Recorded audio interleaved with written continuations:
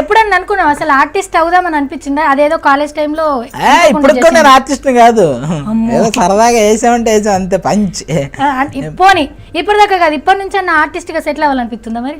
అట్లేం లేదు, ఎటు వస్తే అటు వెళ్ళిపోతాం అంతే. ఇప్పుడు ఒకవేళ ఇది మొత్తం ఆగిపోయింది ఇంకేదైనా చేయాలంటే వెళ్ళి చేస్తాం, మనకు అదేం లేదు. మనకి మంచి సర్టిఫికెట్లు ఉన్నాయి మన దగ్గర, చదువుకున్నాయి. బీటెక్ లో మనకి 80% ఉంది. అంటే 4 సంవత్సరాల్లోనే పూర్తి చేసింది. 4 సంవత్సరాలే, అయ్యో టాప్ క్లాస్ స్టూడెంట్ మనం.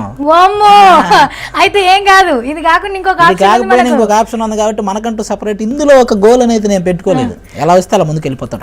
కాకపోతే ఒక్కటైతే డిసైడ్ చేసుకున్నా, స్క్రిప్ట్ రైటింగ్ వదలకూడదు అంతే. ఇది అది వదలనంతకాలం మనకి ఈ ఇండస్ట్రీలో లైఫ్ ఉంటుంది పక్క, ఏదో ఒకటి చేయొచ్చు. ఎప్పుడన్నా నన్ను పాస్ చేయకపోతే మీకు శాపం తలుగును కాక, మీరు ఏదన్నా పేపర్లో టాప్ క్లాస్ స్టూడెంట్ కాబట్టి ఏదో ఒక సోది ఫీల్ చేసి వచ్చిన టైం ఉందా?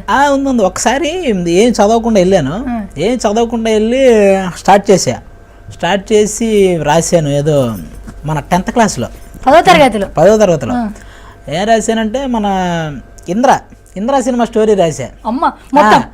ఏదో చెట్ల గురించి అడిగారు, చెట్ల గురించి క్వశ్చన్ మనకి మొత్తం ఏదో కొంచెం రాశాను, కొంచెం తర్వాత రావట్లే. ఇక మధ్యలో స్టార్ట్ చేసా, మొక్క కదా ఇక వాడు ఇష్టం, వాడు ఎన్ని అట్లా వేసాడు బాగానే. వాళ్ళు కూడా ఉంటారు కదా పాపం, ఎంతమంది అని మొత్తం చదువుకుంటూ వెళ్తారు. అశోకుడు చెట్లు నాటాను, ఆ చెట్లకు నీళ్లు పోసిన అంతవరకు చదువుతాడు. మధ్యలోకి వచ్చేసరికి వాడు చదువు స్టార్టింగ్ ఉంటుంది, ఎండింగ్ ఉంటుంది, మధ్యలో మనకు కావాల్సింది వాడు చదవడు. ఇంజనీరింగ్ ఏమన్నా చేసి